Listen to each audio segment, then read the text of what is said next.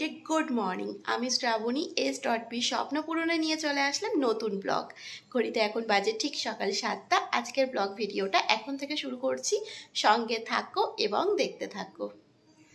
প্রতিদিনই মনে করি একদম সকাল থেকে পাটে পাটে শ্যুট করে একদম পাই টু পাই ব্লগটা তোমাদের সঙ্গে একদম সকাল থেকে রাত পর্যন্ত শেয়ার করব।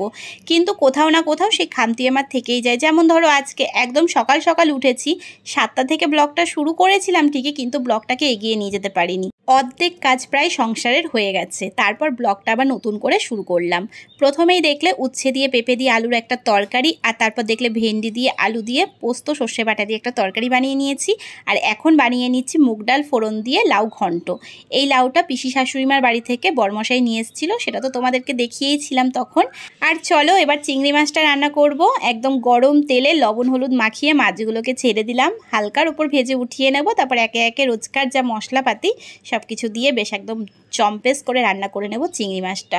আর জানো তো বন্ধুরা, এই যে আমি এখন ভিডিওটা বানাচ্ছি, আমার কিন্তু এক হাতে রয়েছে ক্যামেরা আর এক হাতে কিন্তু আমি এই পুরো কাজটা করছি। একটু অবাক হচ্ছে বলো? হ্যাঁ, অনেকেই করি, আমরা যারা ব্লগার আছি আমরা অনেকেই কিন্তু এইভাবে ভিডিওটা বানাই। আমাদের এই ভিডিও বানানোর পেছনের ঘটনাটা অনেকেই জানে না, যার জন্য অনেকে অনেক কমেন্ট করে। হ্যাঁ, কারো ভালো লাগছে, কারো মন্দ লাগছে, কেউ ন্যাকামি, কেউ অনেক কিছু বলে লোকে।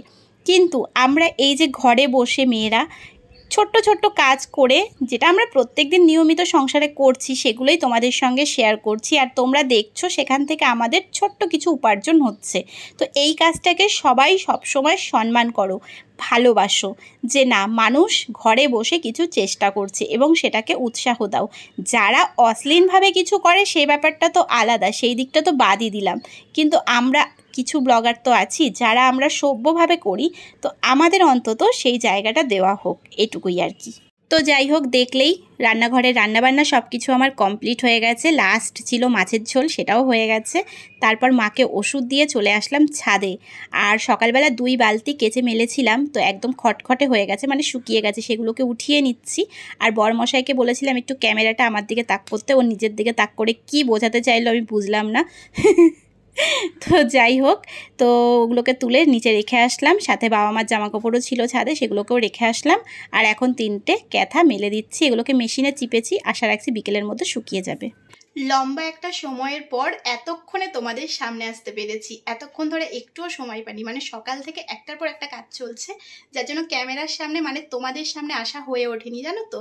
তো অবশেষে এখন স্নান করে হাত ফাঁকা হলো, তারপর তোমাদের সামনে আসতে পারলাম আর কি। সবে স্নান করে আর কি ঘরে ঢুকলাম। তো সকালবেলা 2 বালতি কেচেছিলাম, সেগুলো কেচে মেলেছিলাম, সেগুলো শুকিয়ে গেল, ওগুলোকে এনে ভাঁজ করে রাখলাম। আবার ক্যাথাগুলো কেচে দিলাম, চাদর কেচে দিলাম বিছানায়, বাবা মার ঘরে চাদরটা বদলে দিলাম। আর বাবার শীতের সোয়েটার যা সারা শীত জুড়ে পড়েছিল, মার চাদর সোয়েটার যা সারা শীত জুড়ে পড়েছিল, সেগুলোকে আর কি পাটে পাটে গুছিয়ে রাখলাম। প্লাস বাবা মার লেপ কম্বল, আমাদের লেপ কম্বল সবগুলোকে আর কি ঢুকিয়ে দিলাম ভেতরে। আপাতত কয়েক মাসের জন্য তো ওদের ছুটি না, খাটের ওপর মানে গরম পড়ে গেছে, তো খাটের ওপর আর ওগুলোকে মানে সহ্য করা যাচ্ছে না, জানো তো। আর ঢুকিয়েই দিয়েছিলাম, মাঝে আবার ঠান্ডা পড়লো, শীত চলে গিয়ে আবার মানে গরম পড়ে আবার ঠান্ডা পড়লো কদিন, তখন আবার বের করতে হয়েছিল। ওই জন্য এখন মনে হচ্ছে আর ঠান্ডা পড়বে না। তাও কটা ক্যাথা কেচে রাখলাম, কেন বলো তো, যদি ঠান্ডা পড়ে কথার কথা আর কি। আর বিশেষ করে বাবা মার তো বয়স হয়েছে, বাবা মার হয়তো লাগতে পারে, তাই জন্য 3টে ক্যাথা কেচে দিলাম। এবার 3টে রাখবো, এবার যার যেটা প্রয়োজন পড়বে নেবে, আর যদি না লাগে তাহলে কদিন পর ওগুলোকে আবার ঢুকিয়ে দেবো যথাস্থানে আর কি।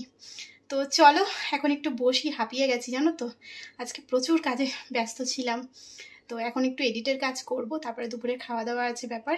তো চলো পরে আবার আসছি ক্যামেরার সামনে। আপাতত মানে ক্যামেরা মানে তোমাদের সামনে, আপাতত এখনকার মতো টাটা। এখন বাজে ঠিক 5:30, এসেছিলাম ছাদে।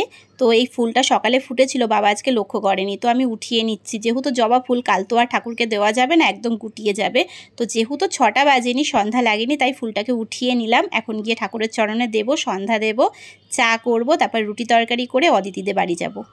দেখো আমি রেডি হয়ে গেছি। আর আমি যে জামাটা পরেছি, এই জামাটা কিন্তু আমার বিবাহবার্ষিকী উপলক্ষে যখন আমাদের গ্রুপকে খাইয়েছিলাম সেই সময় পেয়েছিলাম। তো সেটা তো তোমরা দেখেইছিলে, সেই সময় দেখিয়েছিলাম, তো আজকে পরে তোমাদের একবার দেখিয়ে দিলাম। তো চলো বেশি কথা বলবো না, আগে বেরোনো যাক, পরে আবার কথা হচ্ছে।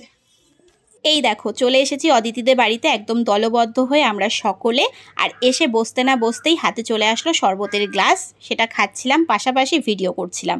আর আমাদের রানী মহারানীকে বহুবার সম্পাদি ভাই তাকাতে বলল ক্যামেরার দিকে, কিন্তু মহারানী কিছুতেই তাকালেন না। যদি তাকালে ক্যামেরাটাই ভেঙে যায় সেই লজ্জাতেই আর কি উনি তাকালেন না। মানে ও এত লাজুক, অচেনা মানুষ দেখলে ভীষণ লজ্জা পায়। যাই হোক, তারপরে চলে এসেছিলাম দোতলায়। দোতলায় আসা মাত্রই চলে এসেছিলো পাঁপড়, সেটা খেতে খেতে একটু গল্প হলো। আর তারপর রানীর সাথে একটু এখানে দাঁড়িয়ে একটু খেলু আর গল্প দুটোই হলো। আজকে যেহেতু অদিতিদের বাড়িতে অনেকে রয়েছে তাই রানী একটু বেশি লজ্জা পাচ্ছিল, ঠিক আছে, অচেনা মুখ তো একটু বেশি লাজুক হয়ে পড়েছিল আজকে।